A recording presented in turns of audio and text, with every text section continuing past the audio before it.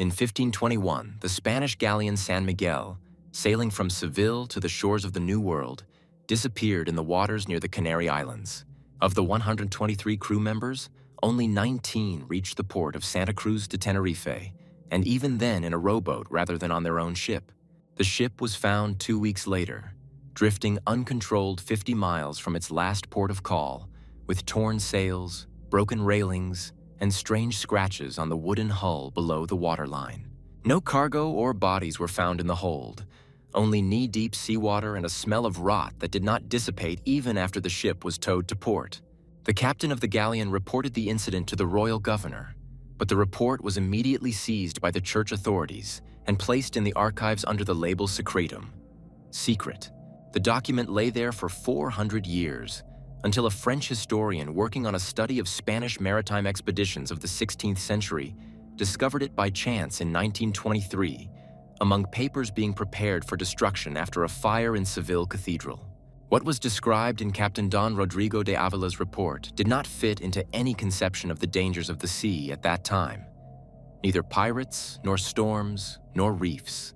The church decided to conceal the information, fearing that such stories would undermine the authority of maritime expeditions to the New World, on which the welfare of the Spanish crown depended. Modern researchers have long debated the authenticity of the document.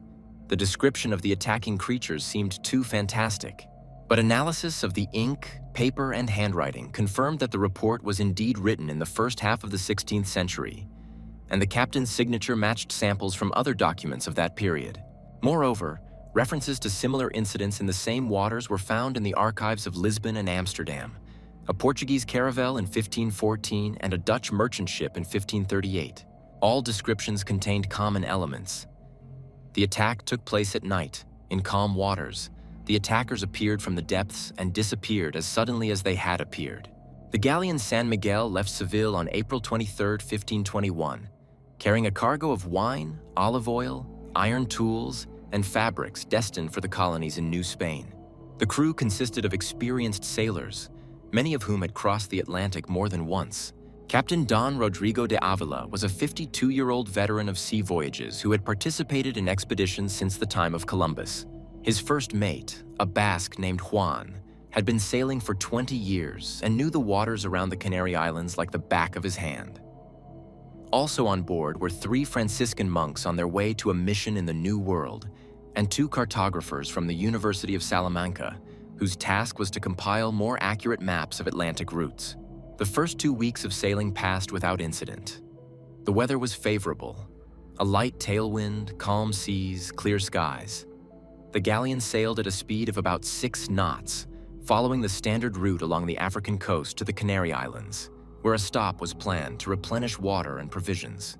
On May 7th, the ship dropped anchor in a small bay on the island of La Gomera, one of the less populated islands of the archipelago. The locals, Spanish colonists, and several families of Guanches, the indigenous people of the islands, welcomed the sailors warmly, offering them fresh fruit, goat meat, and water from mountain springs. The captain planned to stay at anchor for 3 days, give the crew a chance to rest on shore, repair the rigging, and tar several boards in the hull that had begun to leak. But on the very first evening, a strange incident occurred. One of the sailors, a young Andalusian named Pedro, went out in a rowboat to check the fishing nets set at the entrance to the bay.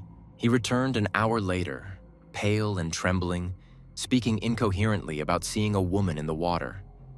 She was swimming 10 feet from the boat, looking at him and smiling. Her hair was long, black, and loose, falling to her shoulders. Her skin was pale, almost white in the moonlight.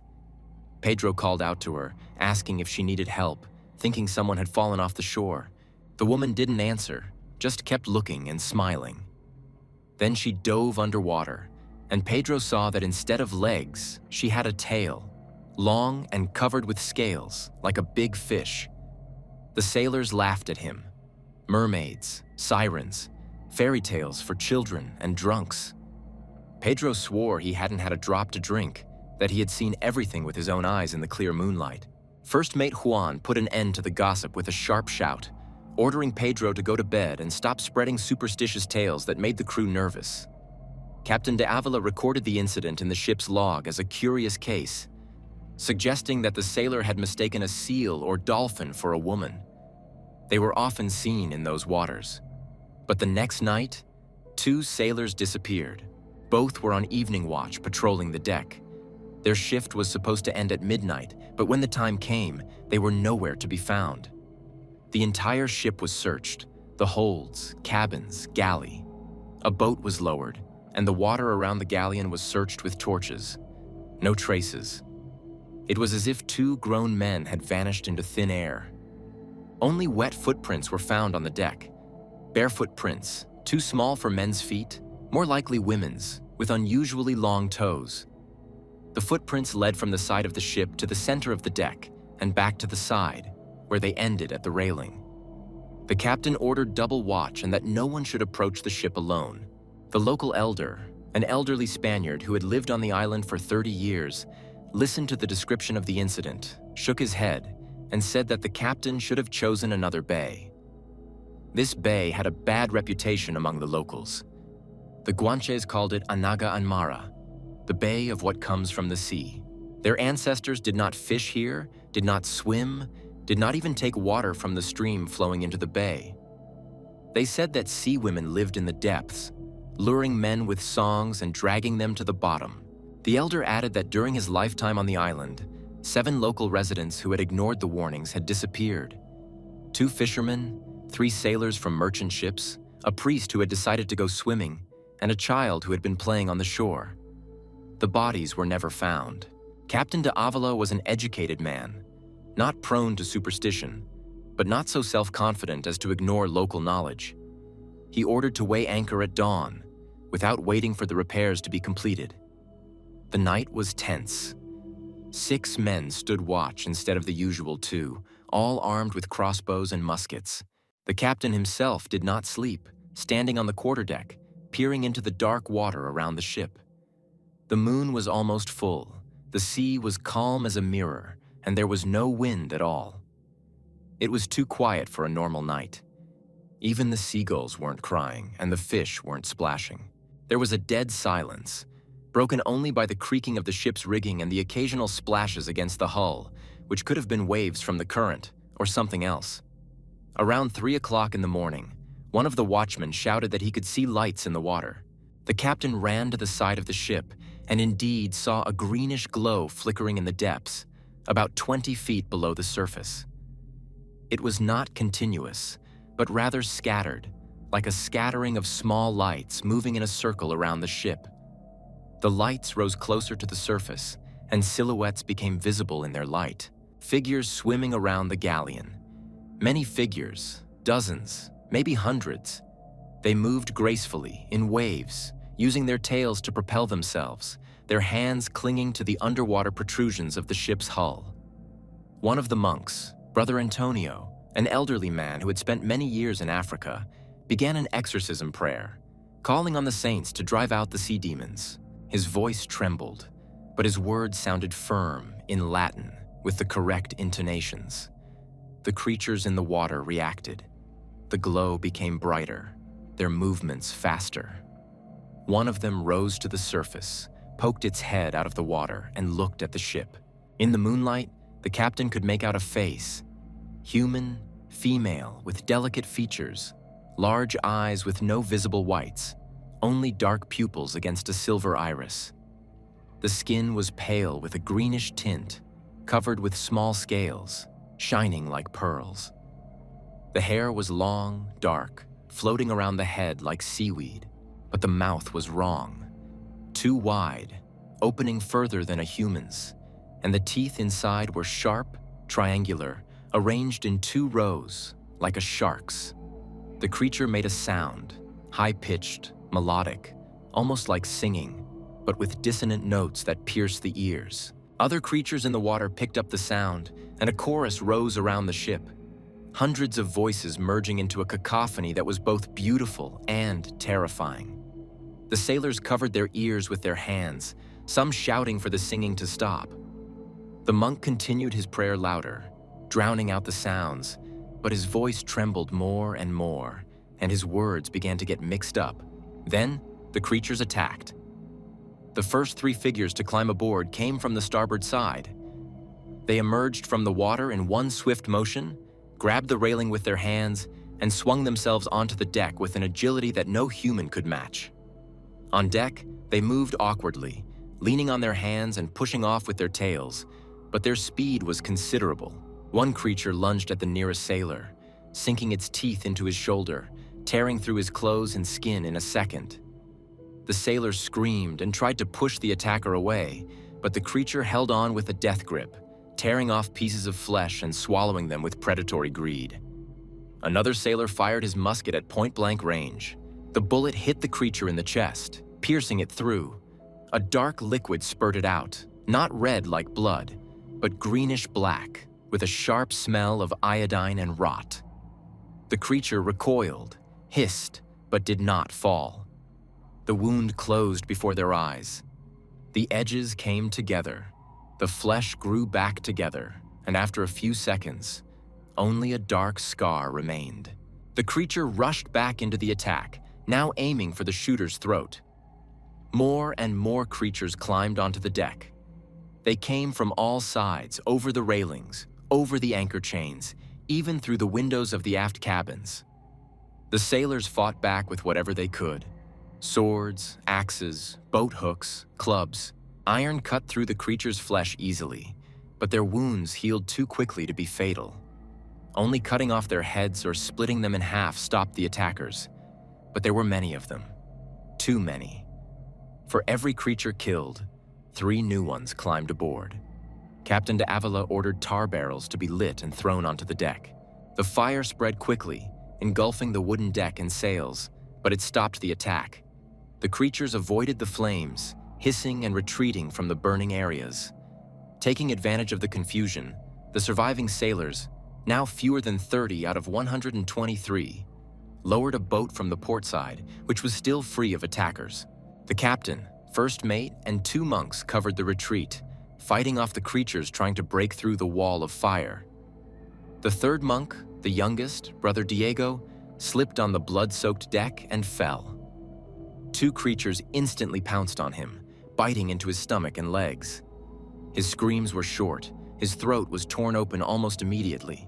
The captain tried to help, striking one creature on the head with his sword, splitting its skull, but the second was already dragging the monk's body toward the rail. Other creatures helped, grabbing the corpse and dragging it overboard into the water, where it was instantly surrounded by a pack tearing its flesh to pieces. 19 people got into the boat and began rowing away from the burning galleon. Behind them was hell. The ship was ablaze, the fire rising dozens of feet into the air, lighting up the surroundings as if it were daytime. Figures rushed about the deck. Creatures seized by panic from the fire jumped into the water, while those sailors who had not managed to evacuate fought to the last or burned alive. The screams mingled with the hissing of creatures and the crackling of burning wood. The smell of burnt flesh, smoke, and the greenish-black liquid that was the blood of sea creatures wafted through the night air. They rowed all night without stopping until they saw the island's shore. At dawn, they landed on a rocky beach 2 miles from the bay where the galleon was anchored. The men were exhausted, many wounded, bites, lacerations, burns. 2 had died from blood loss in the boat, and their bodies were left on the shore, covered with cloaks. The remaining 17 reached the settlement by noon, moving along animal trails through the thickets. The locals greeted them with horror, wounded in torn and burnt clothes, with wild eyes, muttering about sea demons. The mayor ordered them to be placed in the church, given water and food, and a doctor to be called. Captain de Avila, despite a wound on his arm and burns on his face, immediately demanded paper and ink. He wrote a report to the royal governor, describing everything that had happened, without omitting a single detail, no matter how incredible it seemed. The report was sent by courier to Tenerife that same day. 2 weeks later, a detachment of soldiers arrived from Tenerife, along with a group of priests led by the bishop. They listened to the survivors' accounts. All 17 men described the events in almost identical detail, with only minor differences, which confirmed the veracity of their testimony. The bishop ordered an expedition to the crash site. They found the galleon drifting without control. The hull was charred, The sails were completely burned, and the deck was covered with ashes and strange stains of a greenish-black substance. The bodies of the sailors were not found, neither in the holds, nor in the cabins, nor on the deck. Only scraps of clothing, bloodstains, and traces of a struggle, sword marks on the masts, broken barrels, and smashed railings. But the main discovery was made in the bow hold. There, they found the body of one of the creatures stuck between the beams. Apparently, it had been hiding from the fire and was unable to escape when the fire ended. The body was already in a state of decomposition and emitted an unbearable odor, but its structure could still be discerned. The length from head to tail tip was about 7 feet. The upper part, the torso, arms, and head, was almost human, but with deviations. The skin was covered with small scales. The fingers were longer than usual, with membranes between them. The face was distorted by a death mask. The mouth was open, revealing a double row of sharp teeth. The eyes were large, adapted to deep-sea vision, with silver irises and vertical pupils. The lower part was a powerful tail with fins, covered with large scales, like those of a large tuna or shark. The bishop ordered the body to be burned immediately, without even allowing it to be sketched. The ashes were scattered over the sea with prayers.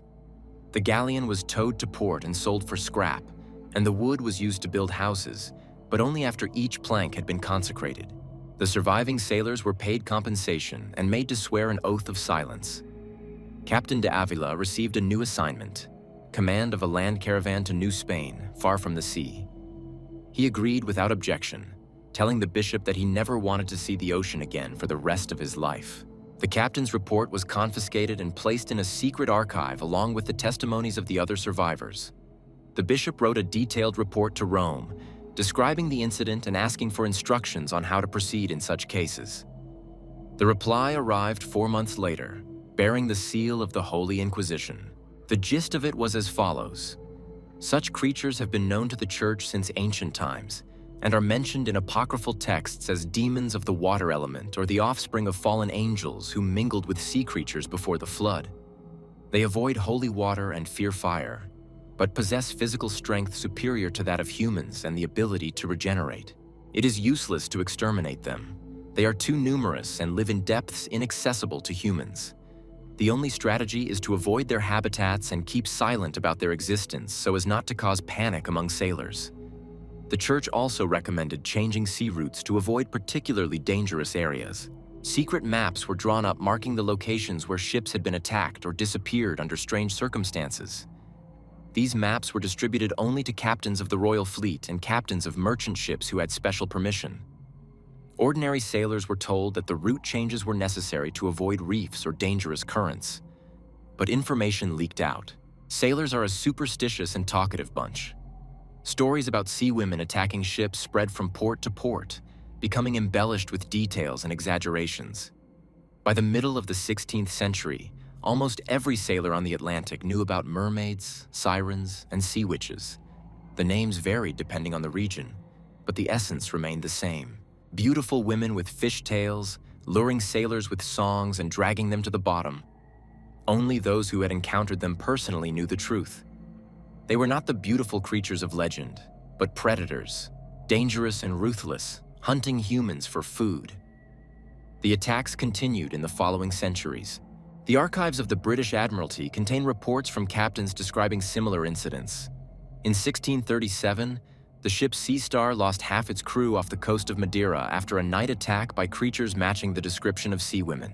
In 1723, a French military corvette opened fire on a flock of these creatures that surrounded the ship in the waters near the Azores. Several were killed by grape shot, and the captain ordered their bodies to be brought on board and preserved in barrels of salt as evidence. But when the corvette returned to Brest, the barrels were empty. The bodies had disappeared, although the seals on the barrels remained intact. The scientific community of the 18th and 19th centuries was skeptical about such reports. Naturalists explained encounters with mermaids as misidentifications of seals, dugongs, or manatees. Marine mammals that, in certain lighting and at a distance, could resemble human figures. Attacks on ships were attributed to pirates, mutinies, or natural disasters. which sailors, due to their superstition, interpreted as attacks by mythical creatures. But there were also those who studied the issue seriously. In 1842, French marine biologist Pierre Denis published a work entitled On Unknown Species of Marine Fauna, in which he collected evidence from sailors from different countries and eras. He noted consistent patterns. Attacks occurred mainly in warm waters, near islands with deep underwater caves, at night when the sea was calm. The creatures avoided large warships, preferring to attack merchant ships and fishing boats. They demonstrated the beginnings of social behavior, hunting in groups, coordinating their actions, and retreating when faced with significant resistance. Denis suggested that this was a real biological species, possibly a branch of evolution that had separated from the common ancestor of humans and adapted to an aquatic environment. His theory was met with ridicule in academic circles. Denis' career suffered, and funding for his research was cut off. He died in poverty in 1859, and his archives were lost in a fire. The 20th century brought new technologies and new opportunities for ocean exploration. Submarines, deep-sea vehicles, sonar, underwater cameras, all of this was supposed to dispel myths and reveal the true picture of marine life. And indeed, no mermaids were found. The ocean turned out to be full of amazing creatures: giant squids, deep-sea fish with bioluminescence, strange worms near thermal springs, but nothing resembling a half-human, half-fish creature. However, the classified archives of the navies of several countries contain documents that give pause for thought. In 1943, an American submarine patrolling the waters near the Canary Islands detected a group of large objects moving at speeds and with coordination impossible for fish. The objects surrounded the submarine and struck its hull several times with such force that they damaged the external sensors. The commander decided to surface immediately. When the submarine rose to periscope depth, the periscope operator saw a face looking at him through the glass for a second. A human face, female, with large eyes without whites. Then the face disappeared into the foam of the waves. In 1976, a Soviet oceanographic expedition in the Canary Islands dropped a deep-sea camera to a depth of 300 meters to explore underwater caves. The camera recorded several minutes of video showing moving figures, approximately human-sized but with tails, swimming in the depths of the cave. The quality of the recording is poor, the lighting is insufficient, and it is impossible to identify the creatures with certainty. However, experts who analyzed the film noted that the movement of the figures does not correspond to known marine animals. It is too purposeful, too coordinated. In 2007, Spanish fishermen near the island of Lanzarote pulled something strange out of their nets. A body about 2 meters long, badly decomposed but still retaining its overall structure. The upper part resembled a human torso with arms, while the lower part resembled a fishtail. The fishermen photographed their find on a cell phone and reported it to the local police. When the authorities arrived, the body had already disappeared. The fishermen claimed that they returned an hour later with the police, but the nets were empty, as if someone had cut out the body and taken it away. The photographs were preserved, but experts declared them to be fake. Modern science still does not recognize the existence of mermaids. The arguments are convincing: the absence of skeletons or other physical remains, the impossibility of such a hybrid evolving within the framework of known biology, and the lack of an ecological niche for such a species. All evidence can be explained by errors in perception, hoaxes, or misidentification of known animals. But sailors, especially those who sail in the waters of the Canary Islands, the Azores, and the Caribbean, know the truth. They don't tell journalists or scientists about it. They simply avoid certain areas, especially at night. They don't drop anchor in isolated bays. They don't sail alone. They do not respond to the singing coming from the darkness above the water. And if they see a woman in the sea asking for help, they pass by without stopping, because they know that it is not a woman, it is a decoy. And in the water below her swims a pack waiting for a fool to lower a boat. Old fishermen in the Canary Islands still tell the story of the Spanish galleon. They show tourists the bay on the island of La Gomera, which the locals call cursed. They say that sometimes, on quiet moonlit nights, singing can be heard from the depths, beautiful, melodious, enticing. And those who hear this singing feel an irresistible urge to enter the water and swim toward the source of the sound. Some cannot resist. In the morning, their clothes are found on the shore, neatly folded, as if the person had undressed to go swimming. But the person themselves is never found. The church erected a stone cross on the shore of that bay in 1524, 3 years after the incident with the galleon San Miguel. The cross bears an inscription in Latin, which translates as, "Here the sea keeps its dead, do not disturb their sleep." The cross still stands, covered with moss and lichen, but the locals regularly renew the inscription so that the words remain legible. And every year, on May 7th, the anniversary of the first night of that ill-fated anchorage, a priest from the local church comes to the cross and serves a memorial mass for the souls of the 104 sailors who never returned home. And deep down, in underwater caves where the water is cold and dark even at midday, where thermal springs warm the stone grottos and currents bring fish from the open ocean, they live. A colony, perhaps one of many scattered across the warm seas of the planet.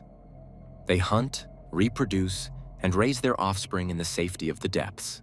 They rarely come to the surface, only when they are hungry and confident of their prey. They avoid large ships with powerful engines and bright lights. They remember that fire is dangerous, that iron cuts, that humans can resist. But they also remember that humans are food, soft, slow in water, easily torn apart by sharp teeth. And while ships sail the seas, while fishermen go out into the ocean in small boats, while tourists swim in secluded bays on warm islands, they will wait. Deep down, in the darkness, listening to the sounds from the surface, the splash of oars, the laughter of people, the music from the shore. And sometimes, when conditions are perfect, warm water, a quiet night, a full moon, isolated prey, they will rise. Quietly, without splashes, using currents and shadows, they approach the boat or the swimmer, and they sing. Because singing works, it always has. Something in these sounds affects the human brain, paralyzes the will, attracts, makes you forget about danger. And when the victim is close enough, when she reaches out to the singer, enchanted by the beauty of her voice and face in the moonlight, then a mouthful of sharp teeth opens, and the singing turns into a scream. A short scream, quickly drowned out by water pouring into the throat. Captain Don Rodrigo de Avila lived for another 23 years after that night. He commanded caravans in New Spain, rose to high rank, and retired with honors. But for the rest of his life, he could not sleep in rooms where he could hear the sea. He could not hear women singing, even in church. He woke up at night in a cold sweat, seeing faces with large eyes without whites, faces smiling too broadly, opening mouths full of teeth. Before his death, in a feverish delirium, he cried out that they had come for him, that he could hear their singing, that the water was rising. The priest who was present at his death recorded the captain's last words, spoken with complete clarity of mind. "Do not swim toward the singers. Do not believe the beautiful faces in the waves. The sea lies. The sea is hungry. The sea remembers the taste of human flesh." These words were carved on his tombstone in Seville, but 50 years later, the church ordered them to be erased and replaced with a conventional epitaph. These words were too disturbing, too true. And the truth about what lives in the depths of warm seas was a secret that the church had kept for centuries. It still keeps it. Because the world is not ready to learn that legends about mermaids are not just fairy tales. That beneath the waves, in the caves and crevices of the continental shelf, there live creatures that were once, perhaps, human, or descended from a common ancestor with us, but chose a different path of evolution. The path of a predator. And this path led them to places where humans are powerless, to depths where light cannot penetrate, where pressure would crush any diver, where the cold would kill even in a wetsuit in a matter of minutes. There they are safe. There they are masters. And from there, sometimes, on quiet moonlit nights, they rise to the surface. Not often, not predictably, but regularly enough that the stories live on, so that old sailors warn the young, so that fishermen steer clear of certain places, so that those who know remember. The ocean does not forgive mistakes. And the biggest mistake is to think you are alone in it.